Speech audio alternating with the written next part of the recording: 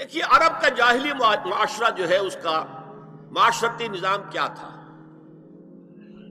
کیا وہاں عورتیں ننگی رہتی تھی؟ کیا وہاں کوئی خاندانی نظام نہیں تھا؟ یہ نہ سمجھیے کہ وہاں کوئی اس طرح کا معاملہ تھا کہ کوئی خلا تھا۔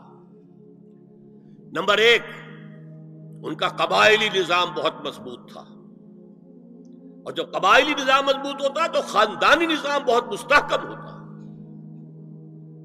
قبیلہ خاندانوں کے مجموعے کا نام ہے نا۔ نمبر دو، شرفاء کی جو خواتین ہوتی تھی ان کے عام لباس کے علاوہ دو چیزیں اور ان کے استعمال میں رہتی تھی۔ ایک خمار، اوڑھنی، گھروں کے اندر وہ اوڑھنی اوڑھتی تھی۔ ایک جلباب، لمبی سی چادر کہ جب باہر نکلتی تھی تو اس میں اپنے پورے جسم کو لپیٹ لیتی تھی، لیکن چہرہ نہیں چھپاتی تھی۔ یہ جلباب کا لفظ قرآن میں آیا، خمار کا خمرہن، جلابیبہن، یہ الفاظ انہیں معلوم تھے نا، ان کے زیر استعمال تھے نا، ورنہ کوئی نیا لفظ کہاں سے آ جاتا؟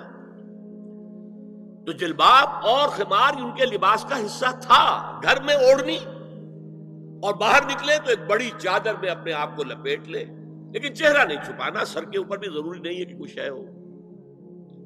البتہ نہ گھر کے اندر کوئی مخلوط اجتماعات کی کوئی پابندی تھی، مرد ہیں عورتیں ساتھ ہیں، بیٹھے باتیں ہو رہی ہیں، خوش گپیاں ہو رہی ہیں، کھانا کھا رہے ہیں ساتھ مل کر، جیسے آج ویسٹ میں ہے۔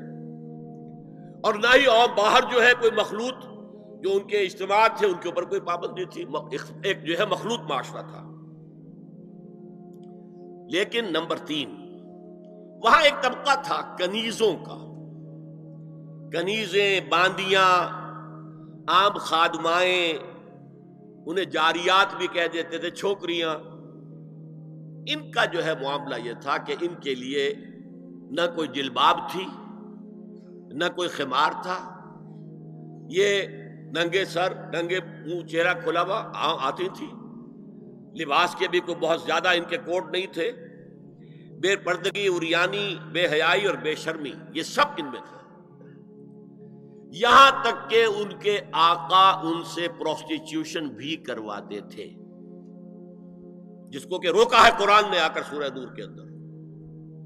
ذریعہ بناتے تھے آمدنی کا، میری کنیز ہے، کوئی اسے استعمال کرے، پیسے دے، کمائی ہے نا اس کی، میرے پاس آئے گی، میری کنیز۔ تو یہ پروسٹیچیوشن، قحبہ گری جو ہے یہ بھی ان کے اندر عام تھی۔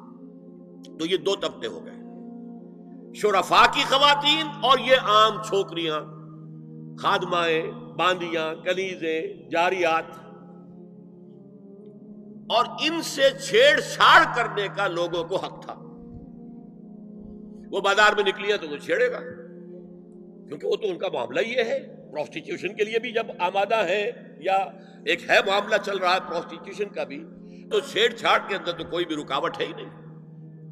اس پس منظر میں دیکھیے اسلام نے جو معاشرتی چینجز کی ہیں، جو معاشرتی اصلاحات کی ہیں، ان کے ہدف کیا ہے؟ پہلا ہدف مضبوط خاندانی نظام۔ یہ خاندانی نظام شروع ہوتا ہے ایک مرد اور ایک عورت کے درمیان ازدواج سے، اور وہاں نکاح ہوتا تھا۔ ان دونوں کے درمیان جتنی محبت ہوگی، جتنا قرب ہوگا، جتنا باہمی اعتماد ہوگا، اتنا ہی خاندان مضبوط ہوگا۔ اس لیے کہ یہ فرسٹ ڈائمنشن ہے خاندان کی، شوہر اور بیوی۔ اب شوہر اور بیوی کو اللہ نے اولاد دے دی، second dimension has been added now. استحکام خاندان کے لیے ضروری ہے کہ اولاد والدین کا ادب کرے، ان کی خدمت کرے ان کے بڑھاپے میں۔ یہ کہنے کی ضرورت نہیں تھی کہ اولاد سے محبت کرو، اولاد کی محبت تو دل میں ہے ہی ہے، اور اس کے لیے تو یہ کہنا پڑتا زیادہ محبت نہ کرو، زیادہ لاڈ پیار کرو گے بگڑ جائیں گے، ان کے محبت کی وجہ سے حرام میں منہ نہ مارو، انہیں اچھا کھلانا، اچھا پہنانا، یہ روکا گیا ہے۔ کہیں نہیں کہا گیا اپنی اولاد سے محبت کرو، وہ تو ہے، کریں گے، ہاں، لیکن بوڑھے والدین قرآن میں 5 جگہ اللہ کے حق کے فوراً بعد والدین کا حق ہے. وَقَضَىٰ رَبُّكَ أَلَّا تَعْبُدُوا إِلَّا إِيَّاهُ وَبِالْوَالِدَيْنِ إِحْسَانًا أَنِ اشْكُرْ لِي وَلِوَالِدَيْكَ. دیکھیے سورہ لقمان میں أَنِ اشْكُرْ لِي، شکر کرو میرا، میں خالق ہوں تمہارا، رب ہوں تمہارا، وَلِوَالِدَيْكَ، اور اپنے والدین کا، کیونکہ وہ ذریعہ بنے ہیں تمہارے اس دنیا میں آنے کے.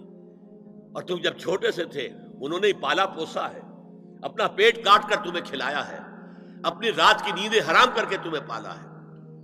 لہذا وَقَضَىٰ رَبُّكَ أَلَّا تَعْبُدُوا إِلَّا إِيَّاهُ وَبِالْوَالِدَيْنِ إِحْسَانًا. اور تیسری ڈائمنشن بہن بھائیوں میں رشتہ، اولو الارحام، صلہ رحمی کرو، اخوت. یہ 3 ڈائمنشن ہوئے نا. ہمارا سپیس کا تصور کیا ہے؟ 3 ڈائمنشنل سپیس، چوڑائی، لمبائی اور اونچائی یا گہرائی. تو یہ تیرے عشق نچایا، تیرے عشق نچایا، تیرے عشق نچایا کر کے تھیا تھیا. چھیتی بوڑی وے طبیبا نہیں تے میں مر گئیاں. چھیتی بوڑی وے طبیبا نہیں تے میں مر گئیاں. تیرے عشق نچایا کر کے تھیا تھیا.